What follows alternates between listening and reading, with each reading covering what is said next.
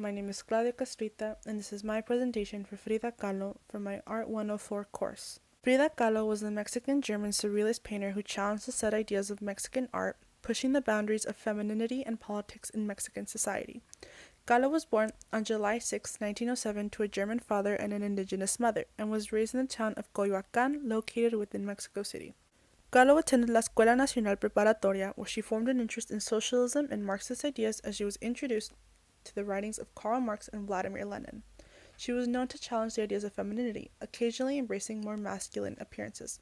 In this photo of her and her family, she is seen wearing a suit that matches her father's, who she was very close to, and encouraged her interest in the arts.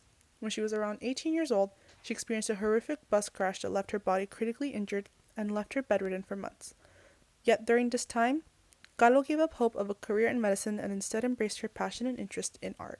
A large impact on Frida Kahlo's life was her marriage to fellow Mexican artist Diego Rivera. It was a passionate, yet very much tumultuous relationship. It is said that Kahlo's father even warned Rivera that he was, quote, marrying the devil. She met Rivera within the group of the Mexican Communist Party members. The relationship was full of lies, betrayal, and cheating, however.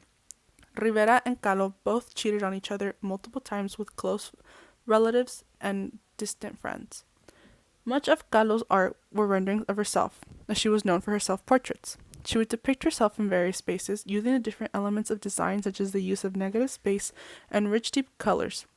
On the left here, Kahlo depicts herself in a world where Marxism and communism prevail, in a piece titled Marxism Will Give Health to the Ill from 1954, representing her purport of communist practices in Mexican society and politics. The work on the right is a portrait of herself wearing a dark suit with short hair, symbolizing her masculine side. She still portrays herself wearing earrings, however, which is a way of claiming and mixing her masculine side and her feminine side. The work in the center, here, shows Kahlo in a state of vulnerability, titled The Broken Column, referring to Kahlo's spinal injuries which resulted from the crash she had encountered in 1925, and their everlasting effects on her body, both mentally and physically. Here, I wanted to do a more formal analysis with one of Kahlo's self-portraits, The Two Fridas. This piece was painted in 1939 on canvas using oil paints during her divorce from husband Diego Rivera, who she would go on to marry again the following year. The piece displays the two sides to Frida Kahlo, her European side, unloved by Diego Rivera, as well as untouched by their marriage and relationship, and her indigenous side, which was embraced by him. Here she is presenting the two identities holding hands, sitting down, connected by an artery between their two hearts. The two subjects, to me as a viewer, seem to create a continued line between the two. The energy flows from one end of one Frida to the end of another Frida.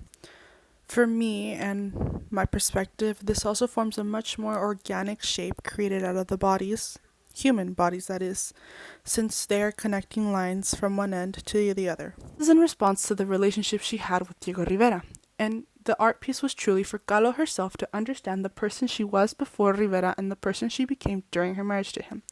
In her mind and life, she was experiencing her divorce, as well as maybe reminiscing on the past. It's not stated exactly where the piece was created, but it is known that she was inspired by pieces she saw in the Louvre during her travels. The purpose of the art and story being told are to showcase the sides of Frida Kahlo, to display her identity and display the people she was. It was made to explore her own feelings toward herself and the impacts Rivera had on her during and after their rocky relationship. This piece helped continue the way the world viewed the duality of a subject, the different sides to someone and how these sides developed and grew. This piece is extremely significant within Kahlo's collection because it was the culmination of who she was. She represents her emotional vulnerability with the arrangement and connections between the two subjects.